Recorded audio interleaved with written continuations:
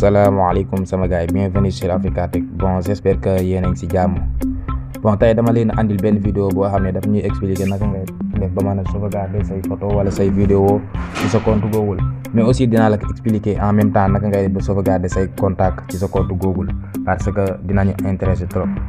Mais avant ñuy commencer rek dama lay fàttali defaloon naa la benn vidéo si nga créer sa compte Google.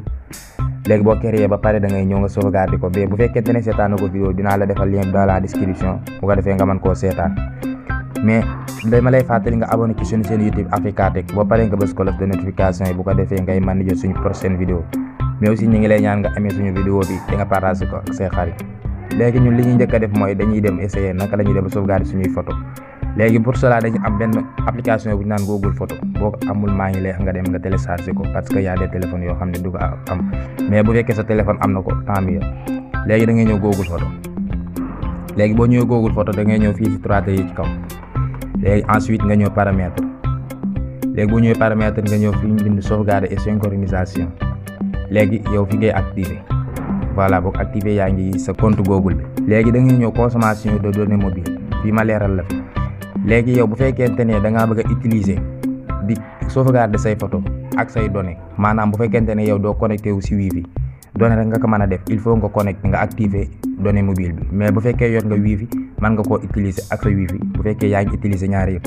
Léegi bu fekkente ne en même temps yow bëggoo di utiliser say données mobile nga bëggoo di ko sauvegarder ak say vidéo parce que vidéo yi day jël connexion bu bari. Léegi bu fekkente ne da nga ko bañ a sauvegarder ak vidéo bi, léegi fii nii nga xam ne fi nga war a activer léegi yow da nga koy désactiver, bul ko laal noonu.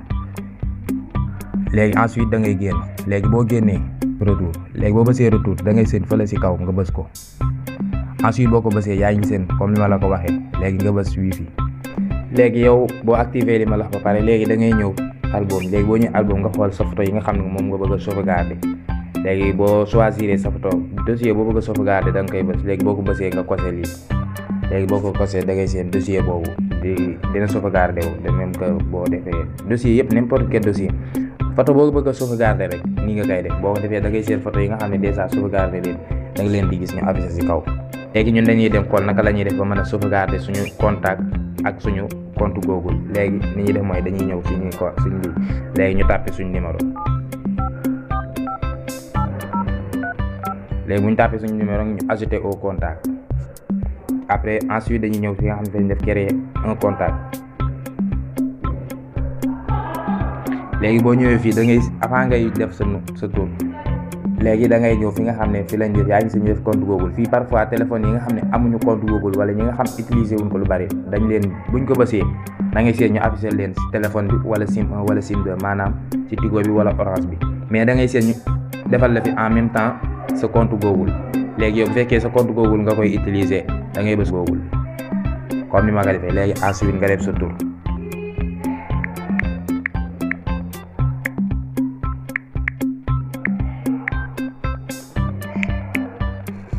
Léegi boo defee sa tour nga def enregistrer. Léegi boo defee enregistrer boo xoolee da ngay seen sa léegi boo xoolee da ngay seen sa contact mi ngi sauvegarder wu ak sa compte Google. Léegi pour ñu vérifier ko yaa ngi seen contact bi moo ngi sauvegarder ak sa compte Google. bu fekkoon ne da nga see bëgg a def aw photo da ngay ñëw modifier.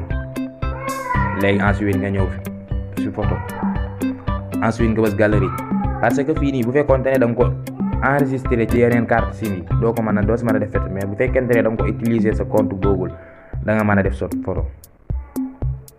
Léegi ensuite nga ñëw nga choisir sa photo boo xam ne moom nga si bëgg a def.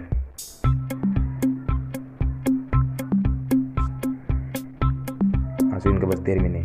Ensuite nga bës enregistrer. boo ko defee yaa ngi seen sa contact mi ngi enregistré wu ci sa Google.